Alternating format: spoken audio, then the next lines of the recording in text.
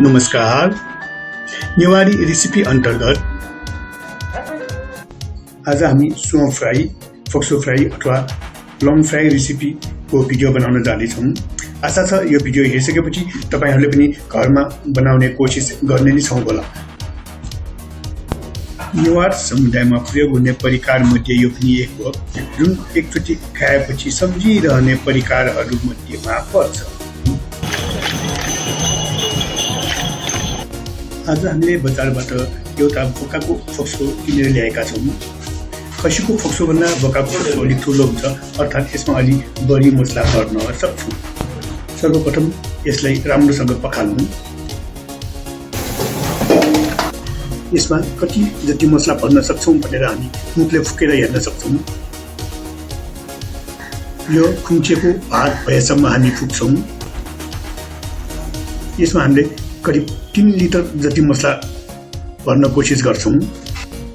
फेरि एकचोटि नि पखालौँ। अब यसले चाहिँ मर मसला थप्नुहुन्छ भने नुन 3 चम्चा, जिरा 3 चम्चा, खोर्सानी 1.5 चम्चा, यति पिरो चाहिन्छ भने त्यो हुँदा पर्याप्त हुन्छ र अदुवा लसुनको पेस्ट 4 चम्चा जति लिएका छौँ।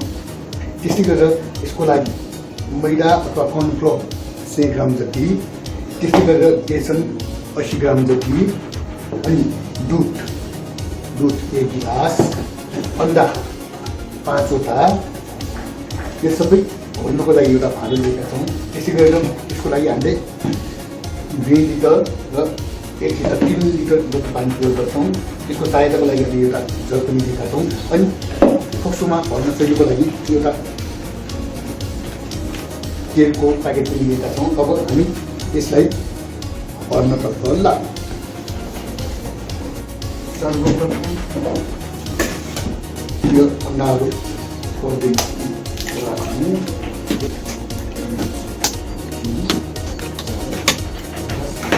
मसलाहरू पनि सबै खोल्नु।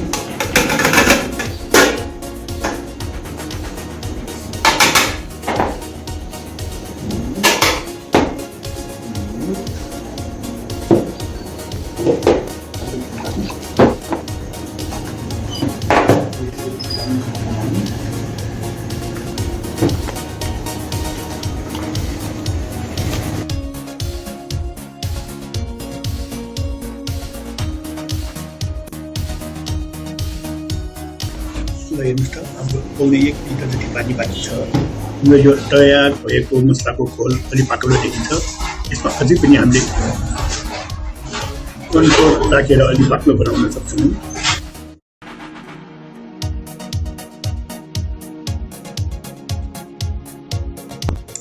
राम्रोसँग घोलौँ। हामीलाई थाहा छ फोक्सोमा हाम्रो आँखाले नदेखिने ससाना फालहरू हुन्छन्। ती घोलेर बनाएको मसलाको झोल हामीले ती फालहरूमा छिटाउनुपर्छ, अर्थात् यसलाई एउटा चिया छान्ने जालीले छानेर पठाउँदाखेरि त्यो घोल सजिलैसँग पस्छ। त्यसैले हामी एउटा चिया छान्ने जालीको सहायताले छान्दैछौँ।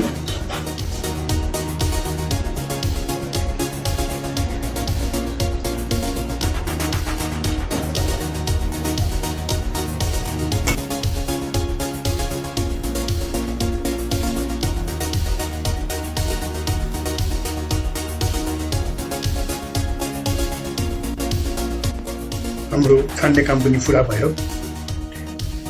तेलको प्लास्टिकमा एउटा सोलीको सहायताले यस झोल हाल्नतर्फ लागौँ।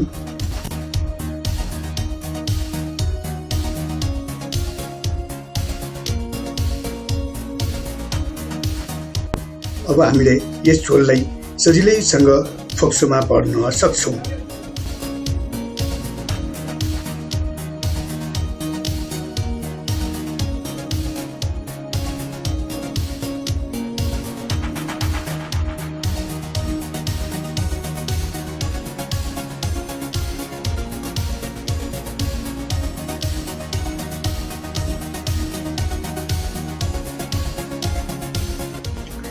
हामीले यस 2.5 लिटर बनाएको मसलाको घोल फोक्सोमा भरिसकेका छौँ।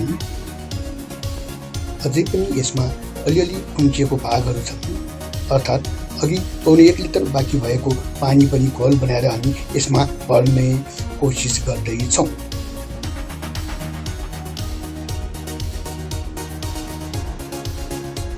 हामीले मसला भरेर पनि पिस्न सक्छौँ, तर यसमा कतिसम्म मसला भर्न सक्छौँ भन्ने कुरा हामी यहाँ देखाउन कोसिस गरिरहेका छौँ। अब हामी यसमा अलिकति मिट मसला,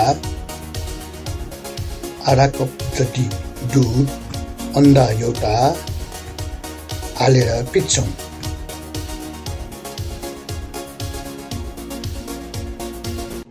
स्वाद अनुसारको नुन हालेर साथै अघिको पौने 1 लिटर बाँकी रहेको पानी पनि खन्यौँ।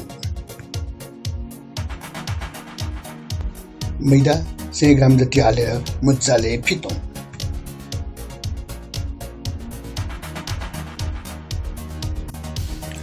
अब अघि जस्तै चिया छान्ने जालीले यस मसलालाई पनि छानौँ। स्मरण रहोस्, हामीले यसमा अघि जस्तै घरमै तयार पारिएको मसला पनि प्रयोग गर्न सक्छौँ र शैलीको लागि मिट मसला पनि प्रयोग गर्न सक्छौँ भन्ने कुरा मैले देखाउन खोजिएको मात्रै हो।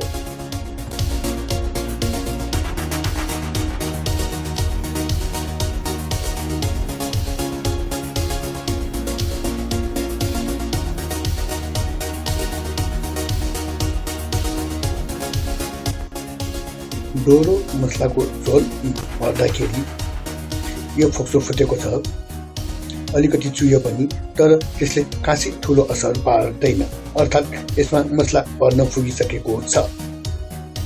अब मुखबाट मसला नचुयोस् भनेर डोरीको 2-3 टुक्राले राम्रोसँग बाँधौँ।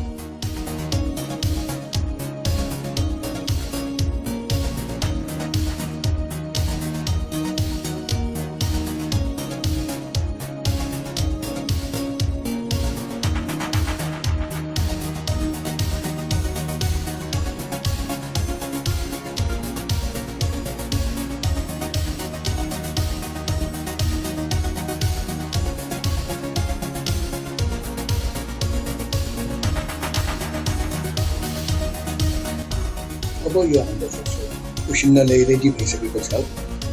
एउटा प्रेसर कुकरमा हालेर केही मसला भएको झोल खन्याएर उसिन्नतर्फ लागौँ।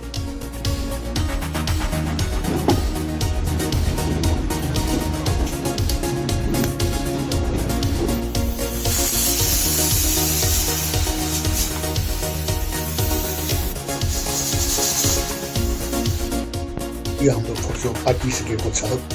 यो ठुलो चोक्टा भएकोले हामीलाई करिब 40-45 मिनट जति समय लाग्यो।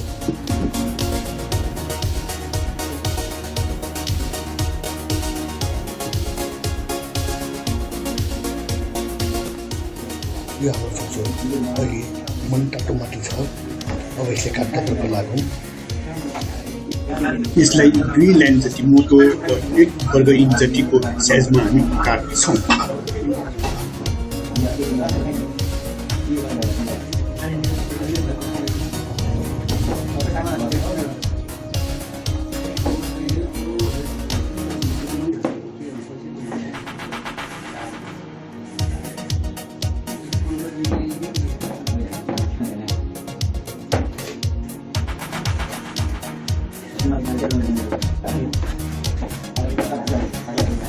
यसरी पकाउँदा केही गरी उमाल्न नपुगेको भए हामीले यसलाई दोहोरो उमाल्दा पनि खासै फरक पर्दैन।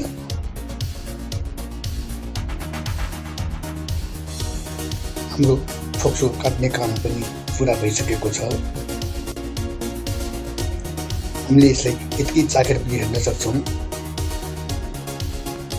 अब यसलाई अलिकति तेलमा हालेर अलिकति मात्रै फ्राई गरेर पनि तयार गर्न सक्छौँ भने पुरै तेलमा तारेर पनि तयार पार्न सक्छौँ।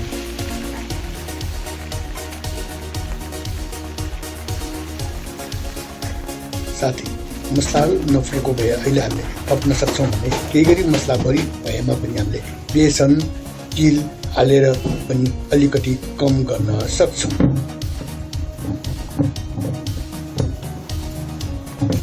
अलिक साह्रो भयो भने यसलाई पाकेको मान्नुपर्छ, अलिकति पाकेको छैन।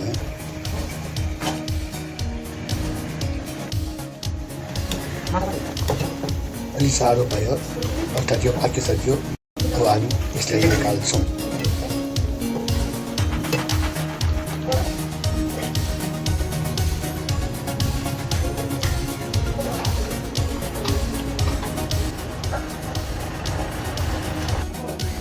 यसलाई हामीले चुगासँग अथवा जेसँग खाए पनि हुन्छ, तर अचारमा चोप्लेर खाँदा धेरै मिठो हुन्छ। आशा छ यो भिडियो हेरिसकेपछि तपाईँहरूले पनि घरमा एकचोटि ट्राई गर्छौ नै होला। भिडियो पुरा हेरिदिनु भएकोमा धन्यवाद।